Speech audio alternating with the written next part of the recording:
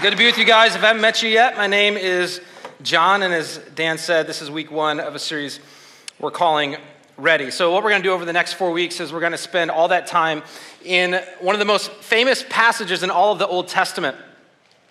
Most likely, it's not your favorite book. It's the book of 2 Chronicles. All right, this has nothing to do with the Chronicles of Narnia, but there's a couple books in the Old Testament, 1 Chronicles and then 2 Chronicles, and we're going to be in chapter 7. So if you have a Bible with you, you can open up. And if you find it right away, extra credit points for you. You might have to hunt for it for a little bit. 2 Chronicles chapter 7. If you don't have a Bible with you, that's okay. We have a church app. And in that church app, this doesn't take the place of the Bible or your Bible, but in the church app, there's just an easy way to follow along. We'll have a lot of stuff there for you. There's a fun, interactive little fill in the blank. And then you can take notes and email it to yourself, Evernote it so you don't lose it, and you can remember what was said today. So 2 Chronicles chapter 7. Now, I was planning to do a different teaching series today. I actually had the whole series built, most of it written, and for one of the first times in my pastoral life, I actually felt like out in front. Felt really good for about 30 minutes. 2 weeks ago, a bunch of us came down to the front. Shane Farmer and Brandon Grissom were here, and I was one of those persons that came down to the front, just on my face before God, and while I was on my face before God, God's like, hey, remember that teaching series you were feeling really good about? We're going to shelf that, and I got a different one for you, and it's going to be on this. So God broke my heart, but then he's been speaking to me about this. So we're going to go in God's direction again. This is going to be in 2 Chronicles chapter 7. Now this passage I'm preaching on, it's one that I've read many times. It's a passage I've memorized. It's a passage I've even preached on before. And so I didn't know why God was saying, all right, this is what I want you to do, until I studied it a little bit more and I realized the context of it. I never realized the context of what I'm going to be preaching to you about today till really this past week. And so what I'm going to be talking to you about is not just the words that Solomon heard from God, but it's when he heard these words from God. It's really interesting. The timing is fascinating. So there's this guy named King Solomon. Everyone say Solomon. Okay, Solomon. His dad was King David. Maybe you've heard of King David, okay? And so King David, this is in the Old Testament, said, God, I want to build you a house. Up until this point, the people of God had been doing church, if you will, like we had been doing it for the past 7.5 years, portable, set up and tear down kind of gathering. That's what the people of God had been doing. And King David said, listen, God, I'm tired of that, and I just think you deserve your own house. Well, we want to stop setting up this tent. We want to build you a permanent structure. We'll put your presence in there through the Ark of the Covenant. God, we want to build you a house. And so God said to King David, all right, I'll let you do that. But you're not going to be the one that builds it. Your son's going to build it. So you can read that in the previous chapter 6. Your son, Solomon's going to build it. And so Solomon follows the clear instructions from David given from God and builds the temple. And so the first permanent facility of the people of God in the Old Testament had just been built. In chapter 6, they have their grand opening. It's amazing. The place is packed. Their friends came. They're just like, this is the coolest thing ever. This is amazing. We finally have our own place. The first permanent structure. And right after the grand opening, God says these words. So I want you to listen. I think it's kind of relevant to us. 2 Chronicles 7, verse 14. If, everyone say if. Okay, it's a big if. If my people who are called by my name. So, if you're not a follower of Jesus today, you don't have to do any of this that we're talking about for the next 4 weeks. Now, I'd encourage you to get some reps. I actually think you can start following Jesus before you really start following Jesus. Kick the tires, try it out, see what happens in your life. If you are a follower of Jesus, this is absolutely to us. This is to his people. If my people who are called by my name will humble themselves and pray and seek my face. Hold on, it gets worse. And turn from their wicked ways. Aren't you glad your spouse came? Then, listen, I will hear from heaven. This is what God says. Then, I will hear from heaven. I will forgive their sin and heal their land. Now my eyes will be open and my ears attentive, God says, to the prayers offered in this place. I have chosen and consecrated this temple so that my name, God says, not your name, my name may be there forever. Now, I don't know about you, but from my perspective, I want his name to be here forever. It's a little bit of a buzzkill. You would think God would say, hey guys, congratulations on your grand opening. Hey guys, way to go. I mean, you built it, you were faithful, it was awesome, but God doesn't say that. Why? In the mind of God, the question wasn't, is the place ready? The question was, are the people ready? The question isn't, is the place ready? I mean, the bathrooms are nice, the parking is great, the place is ready. The question in the mind of God, I believe to my core, this is why he talked to me right down here 2 weeks ago. The question is, are the people ready? Are the people of Mission Church ready to be the kind of people that I want them to be? God says to Solomon, here's how you're gonna get ready. Humility. This is the first step. Humility is the hallmark of spiritual readiness.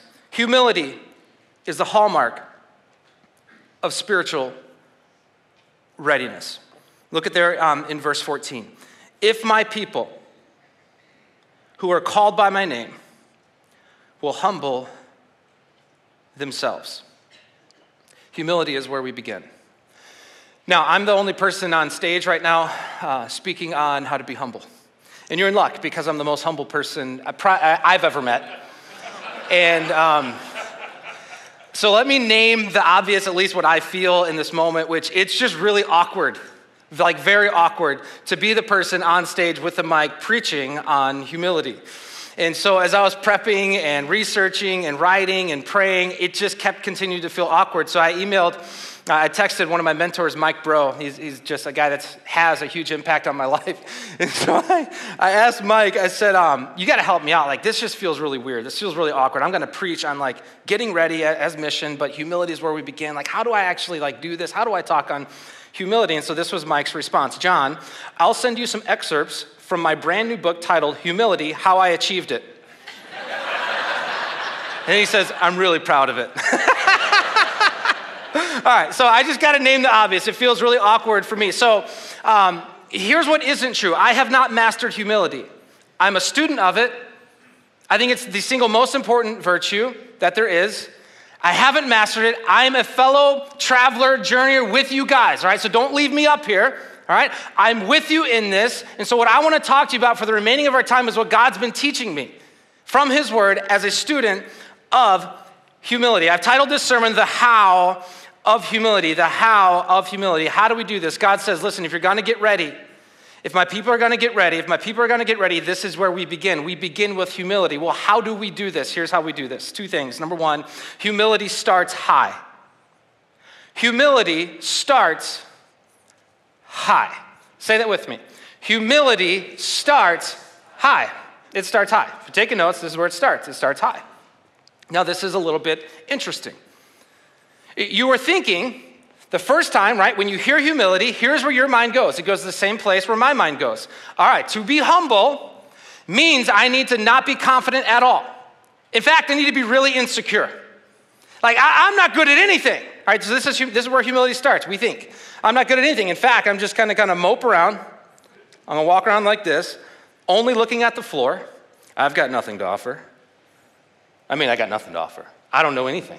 I barely know my name, right? So this is where humility generally starts. We self-deprecate, we self-hate, we self-loathe. We got nothing to offer. We don't know anything. But that is actually false humility. That's not biblical humility. Biblical humility starts high. Listen to what C.S. Lewis said. Now, anytime a pastor uses a quote from C.S. Lewis, he's trying to impress you with how smart he is, all right? So that's what I'm doing here. All right, so C.S. Lewis is what he said. Humility is not thinking less of yourself, it's thinking of yourself less. Ooh, so come on, someone be like, ooh, now that's kind of, now we're wading into the deep end. About time, John. We've been waiting 7.5 years. Humility is not thinking less of yourself. I'm an idiot. I don't know anything, man. I can't do nothing right. Humility is not thinking less of yourself. It's just thinking of yourself less. That's what humility is. If you start by bashing yourself or belittling yourself, if you begin thinking less of yourself, you will actually be less ready. This is so interesting to me. This was a major light bulb for me in my research. Like, I've never thought about it this way. This was a major aha. I'm like, oh my goodness, I got to push through. I'm like, this is really, I have not thought about humility like this before. Humility starts high. Now, hold on. Don't think pride. That's not what I'm saying. Think position. When I say humility starts high, don't think pride. It's about time John Peacock showed up. All right, don't think pride. Think position. Think position. What do I mean? Here's what I mean. Ephesians 2 says this. It is by grace you have been saved. It is by what? Grace. All right, this is not grace Ruta, okay? Grace, the grace of Jesus Christ. Some of you grew up in a tradition where you became convinced at some point in your life that it was actually by your works, by your effort, by your hustle. No, that's not actually what the Bible teaches. It is by grace you've been saved. Look at this next part. This part is usually left out for some reason. And God raised us up. If you're a follower of Jesus, if you've said yes to him, God has raised us up with Christ and seated us with him. All right, this is why you came to church right now, what I'm reading. This is the most incredible truth you're ever going to hear. All right, and God raised us up with Christ and seated us with him in the heavenly realms in Christ Jesus. That was so weak. So you don't know what this means yet, all right? So I'll give you another shot. It's early yet, okay? During worship, this is new for me, I was sitting there literally thinking about where I was seated in the heavenly realms. You know where I was seated during worship? On Jesus' lap. Now, some of you guys are really tough, and you're like, come on, man. No, that's what I was seeing, just his arm around me. And I look to my left, and there's the Father. Is there any higher status than that? Humility starts high. Seated with Christ right now. All right, so Ephesians 2 is not a future tense. Like one day, if you try then. No, right now. Right now. This is where we are. This is who we are. We are seated with Christ. This is your position. Humility starts high. The humble know they are highly esteemed by God. This is what the humble know. The humble know on them the favor of God rests right now. The humble know that through grace and mercy they've been given the righteousness of Christ. And because of that, they are now joint heirs with Jesus, seated with Christ right now. 1 John 3:1 says, see what great love the Father has lavished on us, that we should be called children of God, and that is what we are. That's what we are. Oh, this is so good. I mean, I read that, I've memorized that, and still I get to, and that is what we hopefully will be, I think. No. That is what we are. That is who you are right now. This is your position, seated with Christ. Right now, I'm a child of God. Right now, I am deeply loved. Right now, today, no matter my situation, I am seated with Christ. This is your position. It's an appointed position. It's not an earned position. No, this has been appointed to you right now, seated in the heavenlies. Seated with Christ. There you are, on the lap of the Son of God. I mean, I just should pray and we should go home. I don't know if you need to hear anything else. I mean, I'm going to keep going, but does anyone need to hear this today? Like, are some of you you're just wondering like what your identity is? And so you're chasing and you're climbing and you're running. There's no higher status than this. Seated with Christ. I want to read to you a great definition of humility from a book called Humilitas. If what I'm talking about today is piquing some interest, this is a good read. It's a fascinating read. This guy studied history, humility for a long time. He then taught it in a secular university.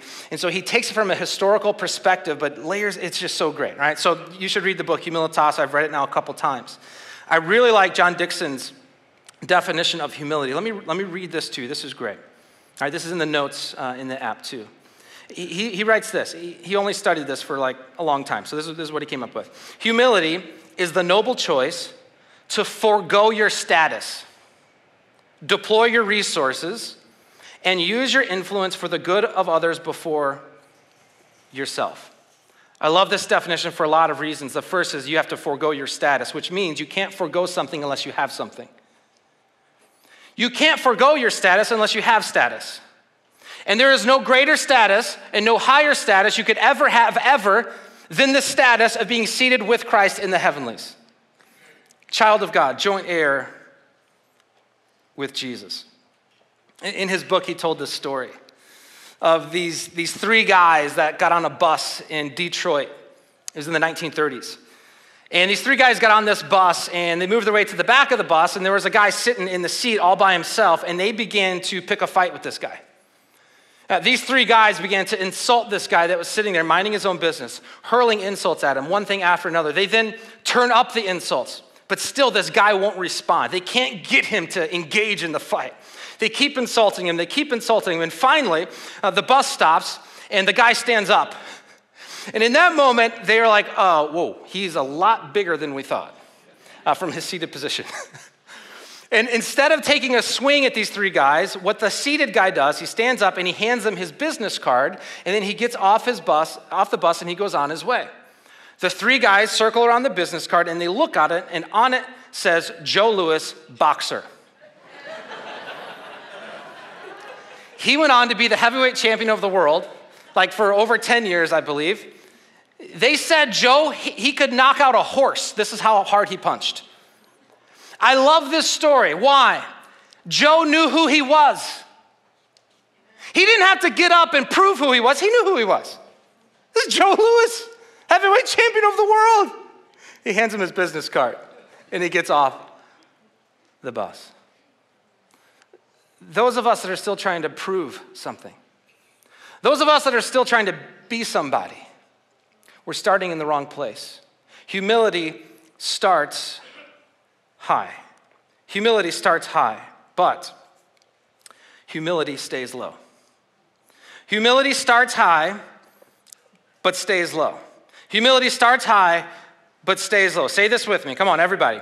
Humility starts high, but stays low. In my reading of God's word, I'm not sure if there's anything more important than humility to the heart of God. I'm not sure that there is anything that welcomes his presence more than humility. I'm not sure that there is anything that is more attractive to a watching world than humility. Humility starts high, but stays low. In this passage we're teaching on if my people, this is directed to the people of God. And if you're a follower of Jesus, this means humility is not extra credit points. It's actually a requirement. So let me read to you from Micah. This is what it says in Micah 6:8. If you're looking for a life verse, what that means, if you're new to church, is like a verse that kind of like sums up what you want your life to be about. Okay, and you get a tattoo of it, and then you're really spiritual if it's in Greek. All right, so that's for another day. Micah 6:8. Listen how good this is. And what does the Lord require of you? Not extra credit points? Requirement. Oh, here it is. To act justly. Do you think justice matters? To love mercy. Do you think mercy matters? He continues. And to walk, say it with me, to walk humbly with your God. One of the greatest minds to ever write on theology was St. Augustine. He wrote a lot about humility. This is what he writes. Humility is the foundation of all the other virtues. It's the foundation. It is the soil from which everything else grows. It's the foundation. Should you ask me what is the first thing in religion, I should reply the first, second, and third thing therein is humility.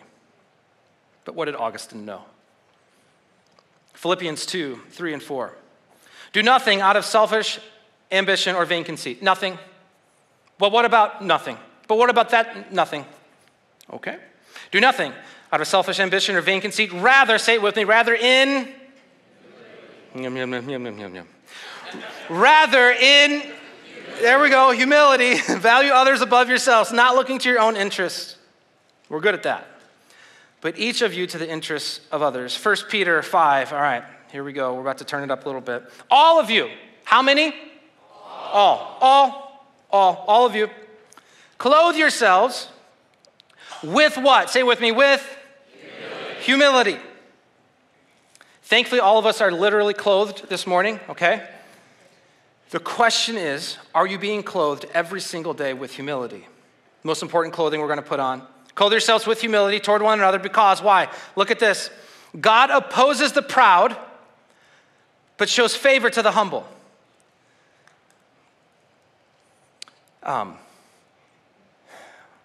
When I am full of pride, there's been like 2 times in my life that I can remember.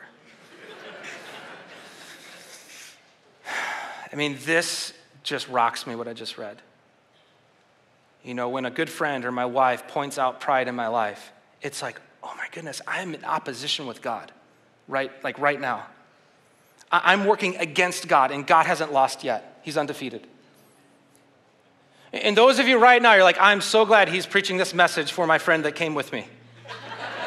Like finally, or already you've been sending this message, right, on Facebook Live to a buddy of yours that really struggles with pride. Thankfully, finally, someone's going to get through to him.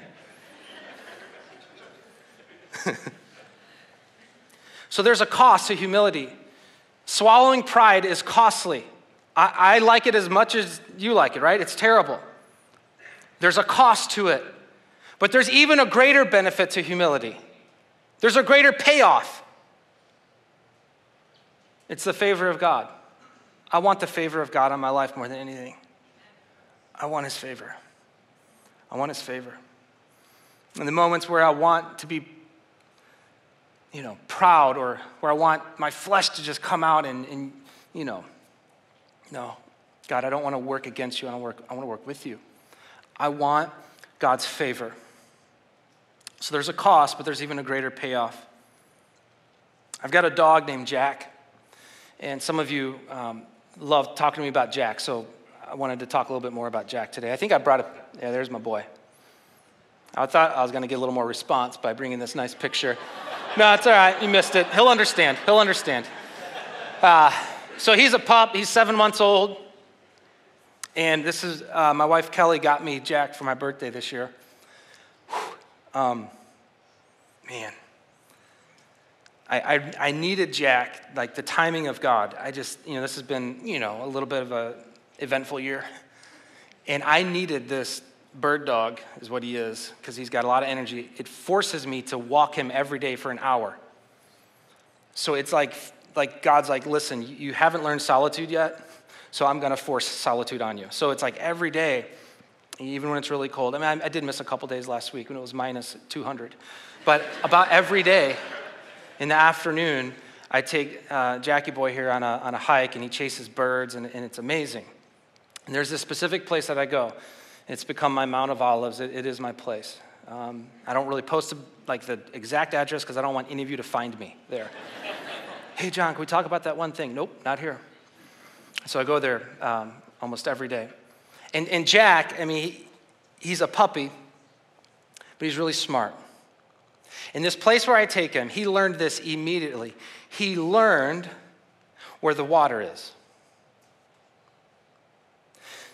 Jack, it was amazing how quickly he picked up on this. He knew that the water was not in the high places, but in the low places.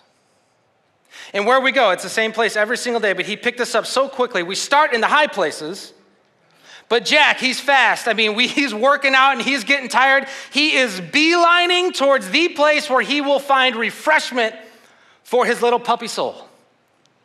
It's in the low places. Are you looking for water for your soul? You will not find it in the high places. You will find it in the low places. Humility starts high, but it stays low. This is really important. Why? The water runs to the lowest places. The proud, those filled with pride, they stay at the high places and they're wondering why. They just can't get refreshment for their soul. But it's the humble that stay low. They move towards the low places. This is where they are refreshed. The water runs to the lowest places. I want to finish up this sermon today giving you 5 strategies to stay low. 5 strategies to stay low. I love to be as applicable as I can be. I want this sermon to help you on Monday. And so I want to give you 5 strategies to stay low. 5 strategies to stay low. Here's the first one. Practice secrecy. Well, that's no fun. What about all my friends on Facebook? They need to know what I'm doing. They need to know what I ate for lunch today. I'm as bad as you guys, right? Sometimes I'll post something like, why did I do that? Like, do they really need to know that? So it's all right, I'm with you. Practice secrecy, okay? What if you were to do some things with God or for God that no one ever hears about? Ooh, I don't know if I want to do that. Practice secrecy. What if you were to do some stuff today or this week that there was not one pat from a human being on your back? I love when Kelly notices when I'm a really good husband. So I'll do some stuff and I'll wait. You know? I mean, it was -20 and I took the garbage. She didn't say anything. So then I'll give some hints like, man, it's really cold out there. Whew, that garbage really was, nothing? Yeah, practice secrecy. Yeah, the most pride-filled, when we read the Gospels in Jesus' day, were the Pharisees. They mastered the art of the opposite of this. All their acts of righteousness were in the light. Like, everyone, look how I pray. Here's my big words. Here's how heavy my Bible is. I've got 4 K-Love stickers on my car.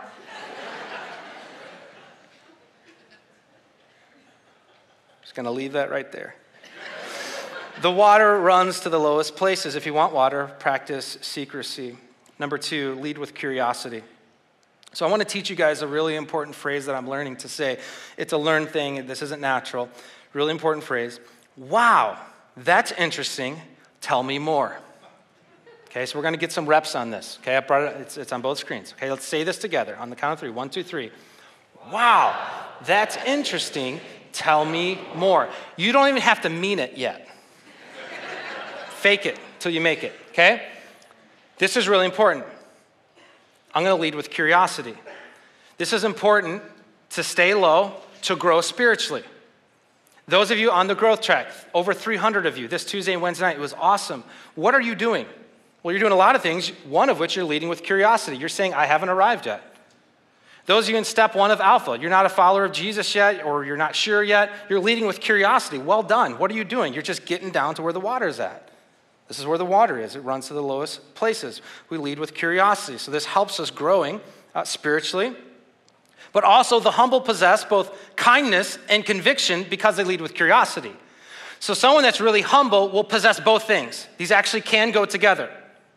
They can be kind and they can have conviction. They don't throw their convictions out the window, but they have kindness. Why? Because they've learned this phrase. Wow, that's interesting. Tell me more. Over time, they actually start to mean it. Over time, they're like, yeah, this is really interesting. You have a totally different worldview than I do. You grew up in a different area or in a different country. Tell me more about that. I have a way of doing things, but it's just my way. It doesn't mean it's the way. And here's one of the things as a church, for us to continue to grow from a diversity standpoint, we got to get more curious. Stop thinking like your way is the way. Like, you just grew up in Roselle, man. Like, you don't know. What do you know? You know Roselle, like me. Well, that's not how we do it. Well, you know Roselle. All right, so there. All right, so good job. Lead with curiosity. So this has been good. And it's hard. I mean, it's hard. As a parent, if you have teenagers, you're going to definitely have to fake it for a little while, all right? But if you want to have a home where your kids tell you everything and want to process and talk about everything, lead with curiosity. If you lead with condemnation or judgment, I promise you they will not tell you anything. They're going to keep everything in the dark. They'll talk to their friends, and they'll be more discipled by the world instead of their parents. There's a lot here. I could keep preaching, but I got to keep going. Number 3, give God your time and treasure. And the skeptics in the room are like, I knew he's going to fit that in. Another church wants all my money. I don't. Give it somewhere else. You don't have to give it here. I really don't. I don't care. God's going to handle all this and pay for all this, okay? But you got to give your time and your resources, your treasure somewhere if you want to stay low. If you want to become humble and be humble, give God your time and your treasure. And I'm so proud of how many volunteers. I mean, this has always been an army of volunteers since day one. And I want you to connect these two things as you're volunteering over the next number of months. As you're parking cars, as you're doing all kinds of different things here, connect this to what we're talking about today. This helps you stay low. As you and I are giving our resources back to God, this helps us stay low. going to keep going. Yeah, a lot I wanted to say there. I'm going to keep going. Number 4, oh yeah, I want to preach this part. Number 4, make Christ your comparison. All right, so I'll go first, and then I want you guys to be honest. So there's some times where I'm like, oh man, I am just way more devoted. I'm way more humble than like Dan, for example. You're just sitting there. All right, so this is what we do. And this is where, like, as you're getting velocity in your spiritual life, it can work against you. It's a really bizarre thing. And so you can be growing and growing, and then all of a sudden you just think you're growing, but you're actually not. Pride sets in, right? I mean, I have so many more verses underlined and highlighted in my Bible than Dan. I saw his Bible last week. I'm like, does he even read the Bible? Like, what is going on? Now, that isn't, okay, I'm just giving some examples. We make others the measuring stick. And we get proud. Since when are others the comparison? No, we compare to Christ. So what happens when Christ, maybe you've heard of him, Jesus Christ, the Son of God, sinless, Jesus. What happens when he becomes a comparison? You get low quick, and you stay low. This is what happened to Isaiah. Chapter 6. Isaiah, a prophet from God, says, I saw the Lord, not my buddy, not my neighbor, no, the Lord. I saw the Lord high and exalted, seated on a throne, and the train of his robe filled the temple. The big train. Above him were seraphim, each with 6 wings. With 2 wings they covered their faces. With 2 they covered their feet, and with 2 they were flying. And they were calling to one another, holy, holy, holy is the Lord Almighty. The whole earth is full of his glory. At the sound of their voices, the doorposts and thresholds shook, and the temple was filled with smoke. Listen to his response. Woe to me, I cried. I am ruined, for I am a man of unclean lips, and I live among a people of unclean lips, and my eyes have seen the King, the Lord Almighty. Isaiah was the prophet. The best thing about him was his speaking ability on behalf of God, his lips. The very best thing. This is what he was known for. And he says, in the presence of the Lord Almighty, the best thing is terrible. This is like an accountant in the presence of God saying, I can't do math. In the presence of God. Make Christ your comparison. When I do this, I'm on my face before the King. We're going to get to do that here in just a second. Here's the last one. I invite our band to come out right now. The 5th one, ongoing confession. John already did that. I confessed that one time.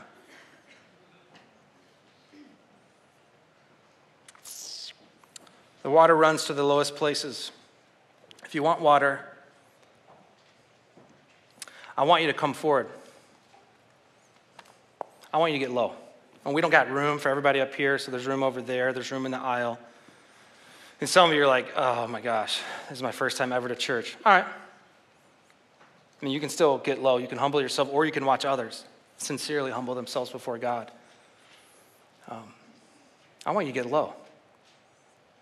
I want you to get on your knees before God. I want you to get on your face before God. I want you to get low. I want you to practice ongoing confession. You see, this is why I didn't want to preach this sermon. I'm like, there's going to be so many new people to our church, and God, I need to talk about something that people actually want to do. And God's like, nope. The place is ready, but I got to make sure the people are ready. The worst thing that can happen is that we just have property, but not his presence. I want you to get low. I want you to humble yourself, not for me. Who am I? I want you to humble yourself before God this morning. So our band, they're going to do something. They're going to play something. Who's ready to make a move? For real. I want you to get low to where the water runs, the water of his presence, the water of his spirit. But the lights are still on. They haven't done the lighting cue yet, and it's not dark yet. Maybe we need to leave the lights on. I'm not literal, but I don't know what you want to do, Dustin. I want you to get low. And for some of you right now, there's so much internal struggle. what is that? That's called flesh. That's just what it's called. That's called pride. That's all it is. We all have it. I want you to get low. I want you to get on your knees. I want you to get on your face before God. I want you to get ready. I want you to get ready. I want God's favor on your life or your marriage as a parent, in your career. We want his favor. We want his favor in this place. I want you to get low. And so God, right now, through the power of your Holy Spirit, I'm asking you to turn on the water of heaven. That water would flow right now. That water would come to the low places as it does. That right now, God, the most thirsty of souls, the most thirsty of hearts, from within them will be rivers of living water. Why? Because they have gotten low. And God, as you see us as a church, God, I pray that we would be marked by humility. God, please, may we start high but stay low. Stay low, stay low, stay low. So come, Holy Spirit, reign. We ask in Jesus' name, amen.